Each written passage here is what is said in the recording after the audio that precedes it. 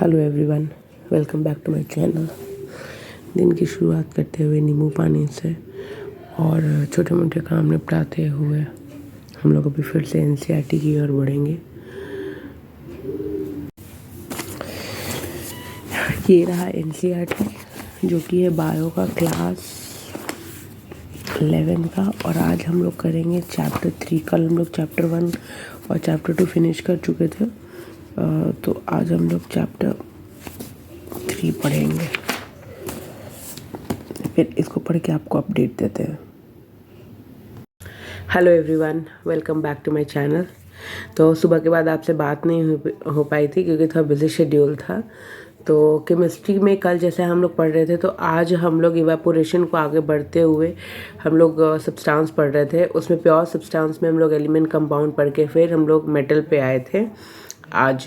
और बायोलॉजी आज ख़त्म हुआ। कल कुछ पॉइंट था लिविंग का और नॉन लिविंग का जो डिफ्रेंशिएट करता है, उसको आगे बढ़ के कल से हम लोग मेन चैप्टर स्टार्ट करेंगे। यहाँ बात फिज़िक्स का, जिस क्लास से हम पढ़ रहे हैं फिज़िक्स, अब हमको उसका समझ में आ नहीं रहा क्योंकि बहुत ज़्यादा न्यूमेरिकल है, और न्यूमेरिकल हम लोग के एग्ज़ाम में आया तो था नहीं, और थोड़ा वो हमको उनका बात टफ लग रहा है। पहले जिनसे हम पढ़े थे या जो बैच लिए थे उसका हो सकता है कि कम ही हो कंटेंट, बट बहुत अच्छे से समझ में आता था। तो हम ये वाला सेम फिज़िक्स नहीं पढ़ने वाले। अब कल से देखते हैं क्या प्लानिंग होता है।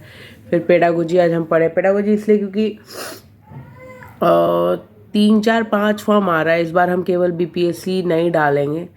जैसे देखिए, एक आ रहा है डीएसएसबी।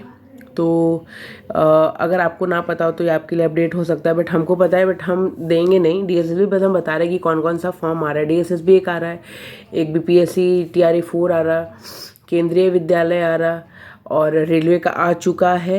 रेलवे का तो फॉर्म भी भराना चालू हो जाएगा 6 जनवरी से, 6 फरवरी तक है शायद, 1 महीने। उसके बाद शायद ईएमआरएस का आ रहा है। ये 4-5 फॉर्म आ रहा है। तो पेडागोजी को हम लोग नेगलेक्ट कर नहीं सकते।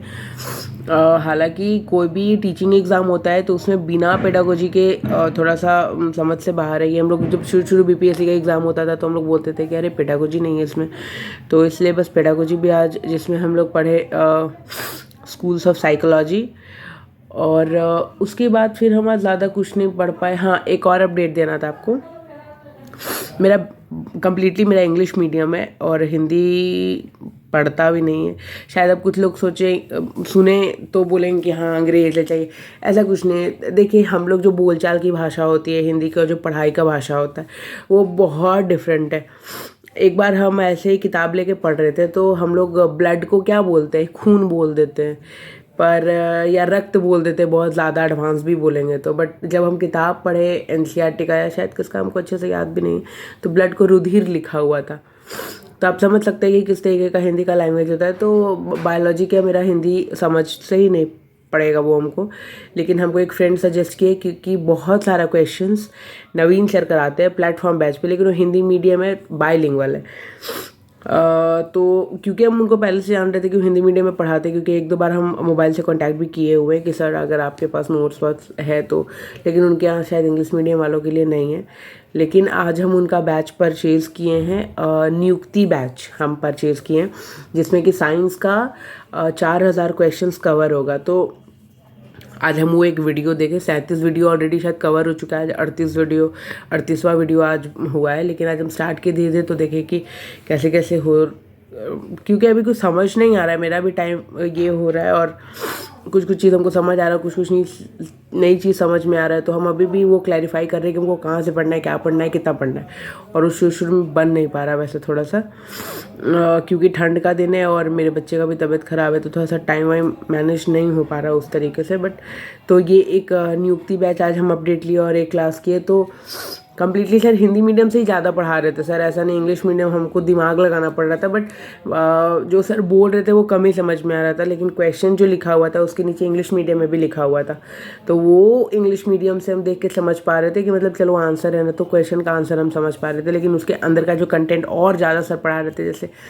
मान लो कि किसी चीज़ पे क्वेश्चन है और वो क्वेश्चन के अंदर में ये करके कि इसका ये और कंटेंट, इसका ये कंटेंट, उसके बारे में वो बारे में, तो वो हमको नहीं उतना समझ में आ रहा था। बट फिर भी 4000 क्वेश्चन है तो अच्छा खासा क्वेश्चन होता है, और आज हम ये मतलब ये खरीदे। और और अभी हम ये बुक लेके बैठे हैं घटना चक्र। आज यूथ कंपटीशन हम नहीं किए। यूथ कंपटीशन हम इसलिए नहीं किए ना क्योंकि हमको बेवजह का वो लग रहा है, क्योंकि बिना कंटेंट ख़त्म किए केवल क्वेश्चन सॉल्व करना ये सही नहीं है। एक बार कंटेंट ख़त्म करेंगे फिर क्वेश्चन सॉल्व तो आराम से हो जाएगा। अगर आएगा तो क्वेश्चन, और अगर नहीं आएगा तो MCQ आता है, और अगर कंटेंट ही नहीं आता तो कोई यूज़फुल है नहीं। और हाँ, कल आपको अपडेट देना भूल गए थे, कल हम वो स्टार्ट किए थे, GS स्टार्ट किए थे। तो हिस्ट्री कल हम पढ़ रहे थे, तो हिस्ट्री स्टार्ट किए तो हमको इतने अच्छे से पता भी नहीं था सच पूछे तो हमको एक फ्रेंड बताए कि रिचा GS 5 पार्ट में डिवाइडेड है, 8 नंबर करके। 8 फिजिक्स, नहीं सॉरी 8 पूरा साइंस, जैसे फिजिक्स केमिस्ट्री बायोलॉजी है, 8 करंट, 8 मैथ्स, 8 हिस्ट्री, 8 जोग्राफी, 40 हो गए। और हिस्ट्री में मॉडर्न हिस्ट्री, तो कल हम मॉडर्न हिस्ट्री से स्टार्ट किए। मैथ्स तो देखिए हम करेंगे नहीं क्योंकि मेरे वो ऊपर से जाता है, तो वो हाँ टाइम वेस्ट करके हमको लगता है कि उससे अच्छा हम कुछ तुक्का मार दे तो होगा। बाकी पे लेकिन ध्यान दिया जाएगा, करंट पे हम करेंगे, ज्योग्राफी भी करेंगे, हिस्ट्री भी करेंगे, मैथ्स एक छोड़ के जाएंगे। साइंस तो चलिए अपना सब्जेक्ट ही है। तो हिस्ट्री का कल हम स्टार्ट किए थे द एडवेंट ऑफ यूरोपियंस। तो उसमें पता चला था कि मतलब पोर्टुगीज़ कब आए, डच कब आए, ब्रिटिश कब आए, कहाँ कहाँ आए, किस किस ईयर में आए। तो थोड़ा ना इंटरेस्ट कम बन रहा था शायद इंग्लिश में पढ़ने में कि क्या, क्योंकि उस तरीके का हो नहीं पा रहा था, तो कहानी जैसा। तो हम कल टेलीग्राम पे ग्रुप पे हम जुड़े हुए हैं, तो वहाँ हम लूसेंट का हिंदी में बुक मांगे हैं PDF, तो वो हमको मिला है। तो आज से हम वो हिस्ट्री भी स्टार्ट करेंगे। तो स्टार्ट तो कल कर दिए थे, बट आज से फिर से हम हिंदी मीडियम में स्टार्ट करेंगे। यही कुल मिला के सारा अपडेट है, और तो कुछ अभी अपडेट है नहीं। हाँ, एक मेरे ब्लॉग के नीचे एक वैदेही मैम है, सॉरी अगर हम गलत नाम लिए हो तो, वो हमसे पूछ रही थी कि आप पहले प्रिपरेशन कैसे की। देखिए हम ये चीज़ नई ब्लॉग में बताते हैं, क्योंकि अगर मेरा प्रिपरेशन अगर इतना अच्छा ही होता या मेरा स्ट्रैटेजी मानने लायक होता तो शायद मेरा क्वालिफाई हो चुका होता। तो चाहे कितना भी नंबर से रह गया हो, बट अब हमको लगता है कि रह गया तो रह गया, चलो अब कोई उसका ये स्ट्रैटेजी फॉलो करना बेकार है। बट हाँ, हम बैच लिए थे। अब झूठ मूठ का नाम ले गए तो स्पॉन्सर हम किसी को करेंगे नहीं, और कोई उनका बैच ले ले और यूज़फुल ही ना हो तो वो भी बेकार ही है।